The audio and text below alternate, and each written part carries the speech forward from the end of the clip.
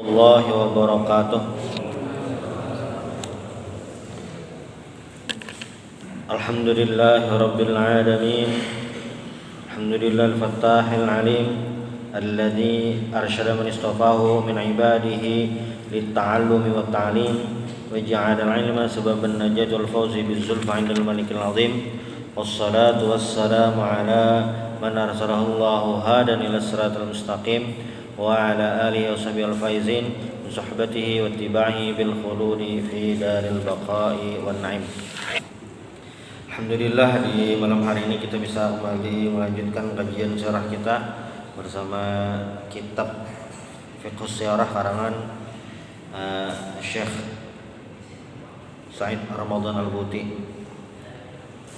Di pertemuan sebelumnya kita membahas tentang bagaimana Rasulullah Sallallahu Alaihi Wasallam menghadapi berbagai macam ujian dan cobaan ketika menyampaikan dakwah. Ketika Rasulullah Sallallahu Alaihi Wasallam berhasil atau sudah terlepas daripada muqata'ah, embargo dari kaum kafir Quraisy, ternyata ada momen yang menyedihkan lagi, yaitu meninggalnya paman beliau Abu Thalib dan istri tercinta Siti Khadijah radhiyallahu anha. Memang dalam perjalanan dakwah dua orang ini merupakan tulang punggung selama 10 tahun Rasulullah Shallallahu Alaihi Wasallam berdakwah, dari pertama beliau diutus sampai dua orang ini meninggal, itu memang menjadi tulang punggung. Makanya para sejarawan menyebut tahun itu disebut dengan Amul Huzun, tahun kesedihan. Nah, ini dalam perjalanan hidup manusia biasa, maksudnya perjalanan hidup manusia. Namun meninggalnya dua orang ini sebenarnya salah satu dari rahasia Allah Subhanahu wa taala di antara sekian ribu rahasia Allah yang tidak bisa kita ketahui. Kenapa seperti itu? Ketika Rasulullah SAW itu berdakwah dan dibantu oleh makhluk Allah Subhanahu wa taala yang bernama Abu Thalib dan Siti Khadijah radhiyallahu anha, ketika dua orang ini meninggal, Allah ingin menunjukkan bahwasanya keberhasilan dakwah itu tidak ditentukan oleh satu dua orang, tetapi perjalanan dakwah ini hakikatnya sebenarnya Allah yang menentukan. Tetapi dua orang ini adalah sebabnya saja. Nah, dan itu bisa kita buktikan ketika meninggal, dua orang ini meninggal, dakwah itu bukan semakin redup, tenggelam, tetapi disitulah titik balik dakwah Rasulullah Sallallahu Alaihi Wasallam. Tak lama kemudian setelah Amul Huzun ini ada rentetan peristiwa, yaitu misalnya hijratul Rasul Sallallahu Alaihi Wasallam ila Taif, Nabi hijrah ke Taif. Nah, ketika meninggal, dua orang meninggal, hijrah ke Taif. Artinya ketika Rasulullah kehilangan orang penting dalam dakwah beliau, terpikir untuk cara lain. Innamal usri yusra, innamal usri yusra. Ketika ada kesulitan, ada kemudahan. Itu istilahnya ilmu kepepet. Nah, ketika Rasulullah merasa dakwah di Mekah ini menghadapi jalan buntu, Rasulullah memiliki ide untuk pergi ke kota Taif, melebarkan sayap dakwah. Itulah yang dicoba oleh Rasulullah sallallahu alaihi wasallam. Walamma nalat Quraisy min Nabi sallallahu alaihi wasallam ma wasafnahu minal adza. Jadi ketika Nabi mendapatkan berbagai macam adza, gangguan, siksaan, sebagaimana yang sudah dijelaskan di pertemuan-pertemuan kita bulan-bulan sebelumnya, nah Nabi kharaja ila Taif, pergi keluar ke Taif. Karena apa? Yaltamisun nusrah min Thaqif, ingin minta bantuan kepada Bani Thaqif. Jadi di setiap daerah itu ada kabilahnya tersendiri. Nah, kalau di Taif itu kabilah yang kuatnya berarti Bani Thaqif. Nanti di Madinah itu ada suku Aus dan Khazraj, masing-masing ada. Nah, ketika Nabi sampai ke Taif dan Nabi berbicara dengan pemuka-pemuka Taif, hum yaumidin sadatu, pemimpin-pemimpin kota Taif, fajalasa ilaihim wa da'um ilallah wa kallamum bima jaa min ajrih, dan Nabi menjelaskan tentang perintah Allah, lalu tentang hari kiamat dan semuanya. Ternyata apa? Yang beberapa pembesar kota Taif ini faraddu alaihi raddan munkaran. Ternyata mereka menolak sama sekali ajakan Rasulullah sallallahu alaihi wasallam. Nabi ditolak mentah-mentah. Misalnya kita mengajak teman untuk sholat berjamaah atau melakukan kebaikan, ditolak, itu sudah jadi makanan Nabi sehari-hari. Nabi yang merupakan khairul anbiya wal mursalin, sayyidus sakalain. Sayyidus sakalain itu maksudnya pemimpin manusia dan jin. Sayyidul arabi wal ajam, pemimpin orang Arab dan non Arab, pemimpin manusia. Dan sayyidul makhluqin, makhluk yang terbaik. Ternyata hari-hari beliau dihiasi oleh penolakan-penolakan terhadap dakwah yang beliau sampaikan, padahal itu tugas beliau yang harus dilaksanakan setiap hari, bahkan 24 jam, tetapi selalu ditolak. Nah, wa faja'uhu bima lam yakun yatawaqamil ghidhah, dan Rasulullah sallallahu alaihi wasallam bukan sekadar ditolak saja. Nah, ternyata selain ditolak, Rasulullah sallallahu alaihi wasallam dilempari pakai batu, dibully. Jadi bukan sekedar ditolak, misalnya ditolak itu tidak, nah sudah, ini tapi malah diusir. Nah, bukan sekadar diusir, ada siksaan fisik yang Rasulullah Shallallahu Alaihi Wasallam terima. Wa ja'alu yarmunahu bil hijarati. Jadi mereka melempar batu kepada Rasulullah Shallallahu Alaihi Wasallam. Misalnya lah promosi sekolahan, NF promosi sekolahan. Maaf ya, di sini anak-anak sudah sekolah. Itu luar biasa dah. Jauh-jauh misalnya ke daerah mana. Ini bukan sekedar ditolak, diusir. Kenapa promosi ke sini misalnya? Misalnya bandnya dikempesi pulang, olinya bocor. Itu contoh misalnya.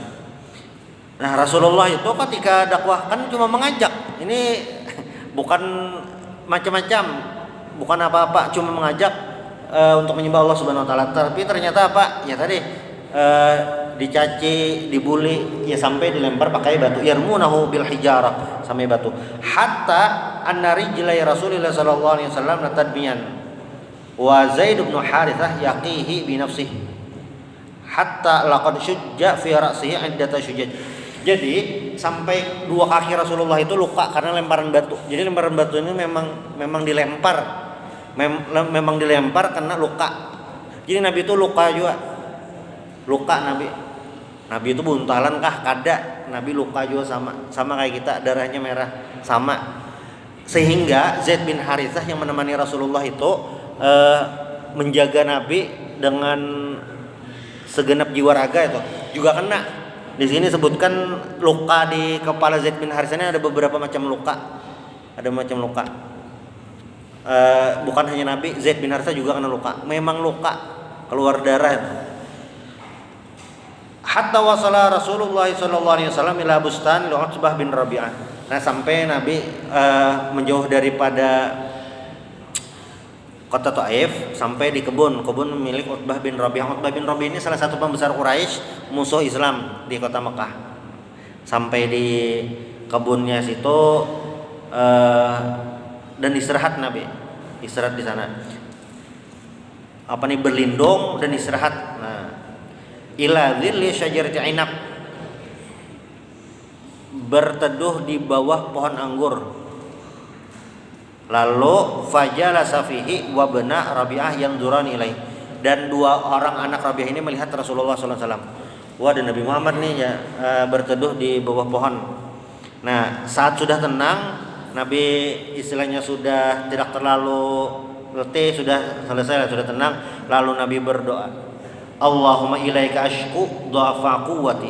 Aku mengadu ya Allah tentang lemah kekuatanku, maksudnya inilah sudah usaha terbaik, inilah kekuatanku. Wa qillat tahilati wa hawani 'alan nas. Ya arhamar rahimin, wahai yang paling maha pengasih penyayang tuh. Anta rabbal mustad'afin, engkau Tuhan orang-orang yang lemah. Wa anta rabbi, dan engkau Tuhanku ilaman takil nih atau takiluni, kepada siapa aku mengadu. Nah, doa ini yang doa Rasulullah Shallallahu Alaihi Wasallam panjatkan kepada Allah Subhanahu Wa Taala, ini merupakan doa. Disitulah kekuatan batas manusia, disitulah. Nah, di riwayat lain di saat bersamaan turun malaikat. Lalu kata malaikat tersebut, ya Rasulullah, apakah engkau ingin aku balaskan kepada penduduk kota Taif? Nah, kenapa jadi malaikat itu turun? Karena syarat dan ketentuan penduduk Taif untuk dihancurkan itu sudah lengkap. Menolak dakwah, iya. Mencaci Nabi, iya. Menganiaya Nabi, iya. Nah, cukup dah syarat untuk dihancurkan kota Taif itu. Cukup syarat sudah. Jadi turun malaikat, ya, kota Taif siap dihancurkan, ya siap. Biar malaikatnya turun. Makanya langsung menawarkan kepada Rasulullah Sallallahu Alaihi Wasallam, bagaimana ya Muhammad, apakah aku hancurkan? Lalu kata Nabi, jangan, biarkan aja. Namun kalau di tempat kita tuh akan kyo kawan, langsung aja. Nabi tidak. Ini sudah ada malaikat turun. Bagaimana Rasulullah itu bisa maha pengampunnya itu luar biasa, yang maha pemaaf itu luar biasa. Lalu kata Nabi, jangan, innahum la ya'lamun, mereka tidak tahu. Barangkali anak cucu mereka nanti beriman. Dan ini memang terbukti beberapa tahun kemudian setelah Rasulullah Shallallahu Alaihi Wasallam wafat. Jadi Nabi itu meninggal bulan Rabiul Awal tahun 11 Hijriah. Nabi meninggal nih. Lalu seluruh jazirah Arab itu murtad kecuali Madinah, Makkah dan Taif. Mereka bertahan. Memang waktu Nabi berdakwah ke sana, pertama kali ke sana, penduduk Taif menolak. Tapi ternyata ketika Nabi meninggal dan di saat-saat genting itu dan banyak yang murtad, ada mengaku Nabi palsu, ada yang tidak mau bayar zakat, ternyata penduduk Taif saat itu bisa bertahan dengan keimanannya, as-sabat, tetap loyal terhadap Islam. Nah, itu ujar Nabi yang la'allahum la ya'lamun. Hum la ya'lamun, mereka tidak tahu lagi. Itulah rahasia Allah Subhanahu wa taala. Ketika Nabi di sana berteduh, nah ternyata dua anak Robiah ini, walaupun si Robiahnya itu musuh Islam, dua anak ini kayak mendapatkan rasa kasihan. Nah, taharrakat asyafaqah fi qalbayhima, ada rasa kasihan di antara dua mereka ini. Lalu mereka memanggil khadam, ghulaman nasraniyan, khadam beragama Nasrani, namanya Adas. Lalu Adas tadi dipanggil, Adas ya. Tuh ada Muhammad, julungi, serahkan kurma, anggur nih. Julungi banyu juga. Julungi banyu segalon kah, amanah kah julungi. Kada depang lagi lah zaman itu. Oh iya, jar Adasnya. Lalu Adas tadi mendatangi Nabi. Falamma wada'a Adas al-'ainaba baina yaday Rasulillah sallallahu alaihi wasallam. Lalu Adas tadi menyerahkan nampan lah atau baki ke Rasulullah sallallahu alaihi wasallam. Nabi menerima, madar rasulu yadahu.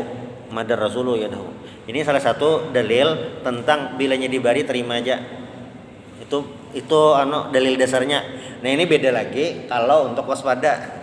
Biasanya di TV-TV itu bilanya musim mudik, kalau di angkutan umum hati-hati jangan dijulungi. Nah, itu beda lagi babnya. Cuma pada dasarnya Nabi ketika diberi diterima. Menerima. Lalu Nabi menerima. Nabi kada menakoni pian Nasrani kah? Kayaknya haram bang ini nah. Kada. Nabi menerima di sini.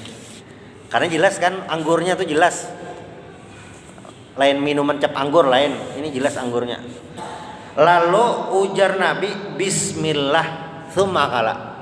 Nabi baca bismillah lalu makan. Faqala Adas muta'ajiban, wallahi, Adasnya ini bingung karena bismillah ini kata-kata yang asing baru.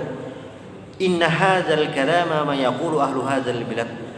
Ucapan ini bismillah tadi tidak diucapkan oleh orang negeri ini, berarti daerah Thaif dan sekitarnya tidak mengucapkan ini. Kata-kata yang aneh. Lalu ujar Nabi, faqala lahu Rasul, wa min ayyil bilad ant? Lalu kamu dari mana? Nabi bertanya kepada si Adas tadi. Ini percakapan ringan, tapi ternyata itu berpengaruh, ada efek besarnya. Lalu kata Nabi, kamu dari daerah mana? Lalu wa madinuka, agama kamu apa? Agama kamu apa?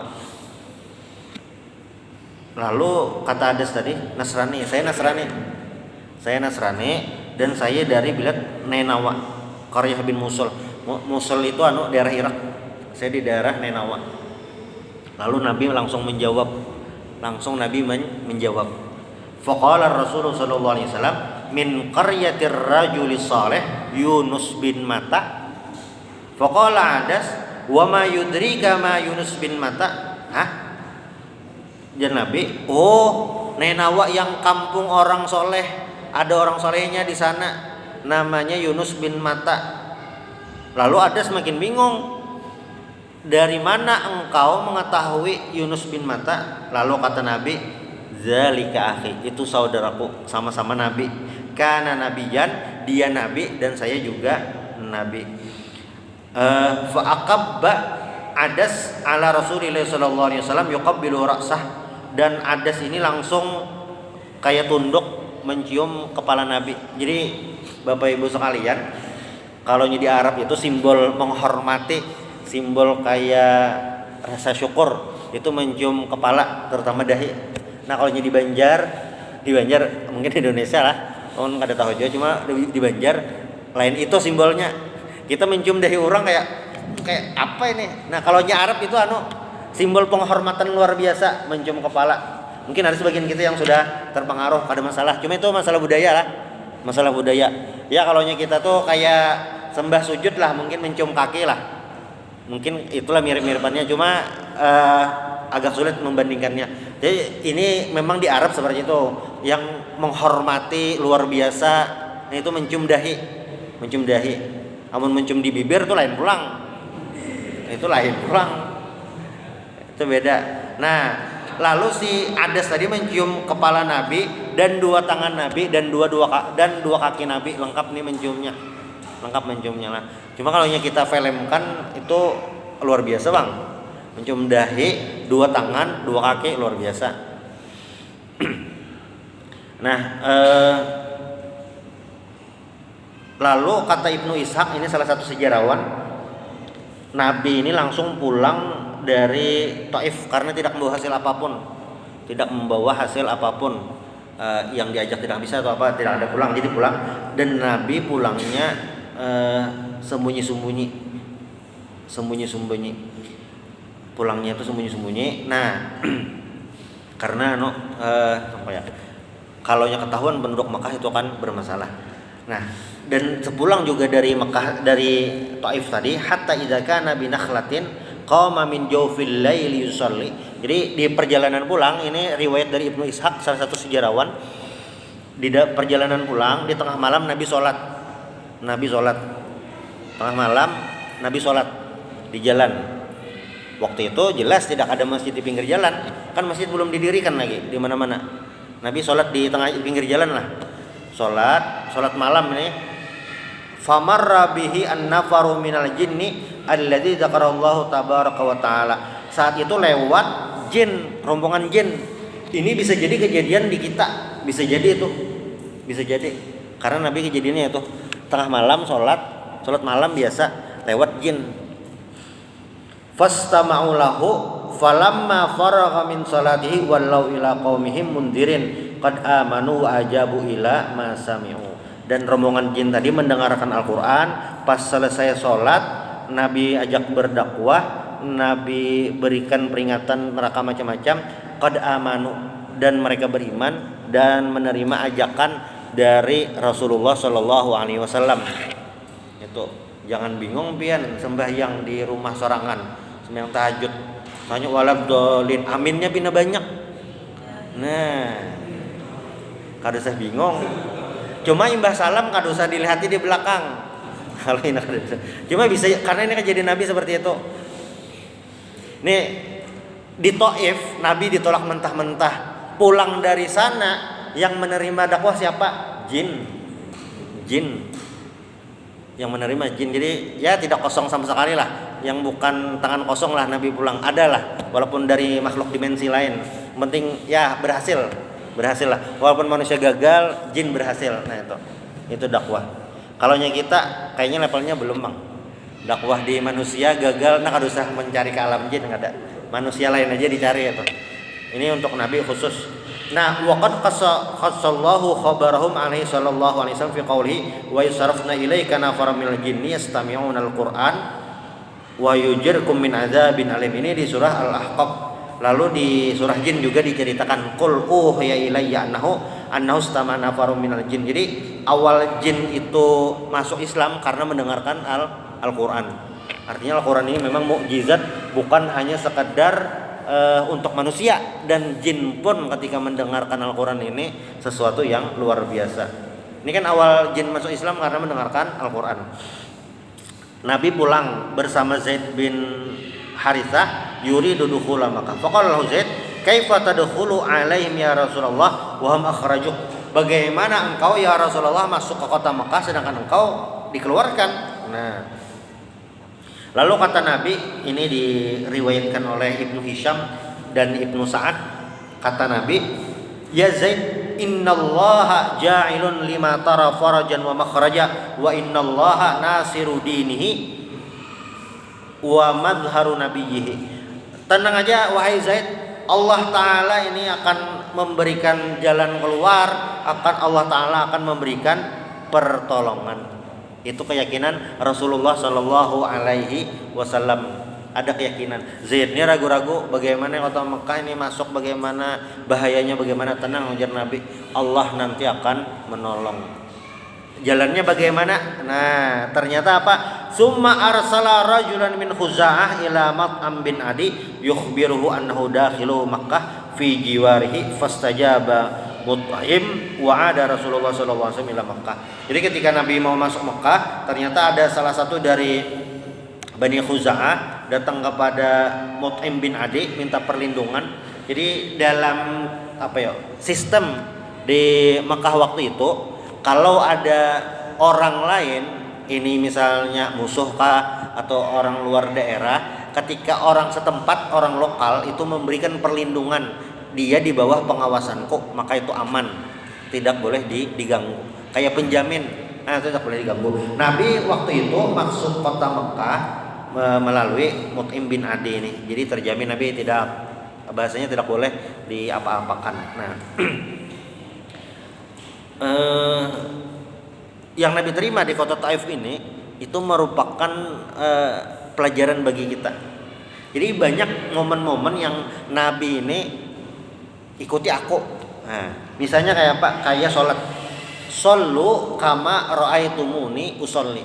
Kenapa jadi kita harus belajar fikih, belajar riwayat-riwayat Nabi tentang tata cara sholat? Karena memang Nabi menyuruh kita untuk shollu kama ra'aitumuni usolli. Sholatlah sebagaimana aku sholat. Jadi kita berusaha semaksimal mungkin, sepersis mungkin seperti sholat Rasulullah Shallallahu Alaihi Wasallam. Satu. Lalu yang kedua, khudhu anni manasikakum. Ini waktu haji. Khudhu anni manasikakum, maksudnya melaksanakan haji itu seperti Rasulullah Shallallahu Alaihi Wasallam. Nah, itu artinya dalam menjalankan dakwah kita pun juga harus mengikuti jalan Rasulullah Shallallahu Alaihi Wasallam. Atau paling tidak Rasulullah itu menjadi role model terbesar kita dalam berdakwah. Itu bukan yang lain, tetapi Rasulullah Shallallahu Alaihi Wasallam. Jadi misalnya dirilis nih tokoh idola dalam menjalankan dakwah, dalam berbagi ilmu, menyampaikan kebaikan. Nah nomor satunya Nabi Muhammad, nomor dua baru ulama ini. Nah gitu. Jangan sampai Nabi Muhammad di nomor 7 kan atau di nomor 10 kan, jangan. Tapi Nabi Muhammad letakkan di nomor 1 supaya jalan kita ini sama dengan jalan Rasulullah Shallallahu Alaihi Wasallam. Nabi itu sudah menjalani jalan-jalan yang berbelok, jalan yang berlubang gitu. Sehingga kita jangan sampai berpikir jalan yang dilewati ini jalannya mulus, tidak ada kerikil sedikit pun. Karena jalan manusia terbaik yang Nabi pilih, Nabi yang terbaik itu ternyata jalan yang terjal. Lalu di riwayat lain juga ada juga disebutkan ini, isbiru kama raaitumuni asbir, sabarlah sebagaimana kalian melihat aku sabar, ujar Rasulullah Shallallahu Alaihi Wasallam. Luar biasa Nabi sabarnya, karena kan sabar ini ada 3 macam. Sabar menjalankan perintah Allah, Nabi sudah sabar menjalankan perintah Allah, menyampaikan dakwah. Lalu yang kedua, sabar dalam menghindari kemaksiatan, Nabi tidak mungkin maksiat. Lalu yang ketiga, sabar menghadapi ujian dan bala musibah. Itu sabar tuh. Jadi tidak ada istilah sabar itu terbatas. Jadi sabar itu dalam setiap kondisi. Dalam setiap kondisi. Kita misalnya sholat wajib atau sholat malam itu kecapean, uyuh banar, letih, lelah. Tapi itu tetap kita pertahankan, tetap berusaha bagaimana caranya supaya tetap bisa melaksanakan. Nah, itu termasuk bagian dari kesabaran, sabar dalam melaksanakan perintah Allah Subhanahu wa taala. Nah, di perjalanan Rasulullah sallallahu alaihi wasallam ke Taif ini juga memberikan pelajaran yang luar biasa. Kata Syekh Said Ramadan Al-Buti, "Idza ta'ammalta fi masyahidi sirati Rasulillah sallallahu alaihi wasallam ma qaumihi", kalau kamu perhatikan perjalanan sirah Rasulullah sallallahu alaihi wasallam bersama kaumnya, wajadta anna ma kana yajiduhu sallallahu alaihi wasallam minal adza fi hadhil masyahid qad yakunu qasiyan syadidan, baida annaka wajidun fi kulli masyhad minha ma yu'tabaru raddan ilahiyan ala dzalikal idza wa ma yahdifu ilaihi arbabuh kay yakuna fi dzalika muwasatun li Rasulillah sallallahu alaihi wasallam wa kay la yatajamma fi nafs min awamil ta'allum wa dajar ma yadkhulu ilaiha ayas. Nah, kata Syekh Said Ramadan Al-Buti, kalau kita perhatikan perjalanan dakwah Rasulullah sallallahu alaihi wasallam itu, bagaimana pemandangan yang kita lihat itu berbagai macam ujian dan cobaan. Nah, ini supaya tahu bahwasanya ketika menyampaikan kebaikan itu otomatis akan mendapatkan ujian. Tidak ada kebaikan yang mulus.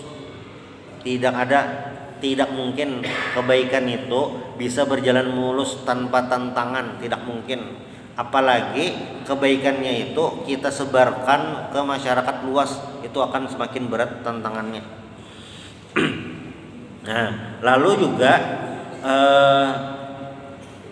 di perjalanan ke Taif ini kita melihat pemandangan, ada percakapan Rasulullah dengan Adas tadi ketika datang membawakan nampan, ternyata gayung bersambut. Ini padahal Adas tadi cuma menyampaikan pesan dari tuannya, menyampaikan nampan berisi anggur, tapi ternyata ada dialog akidah yang berhubungan di sana.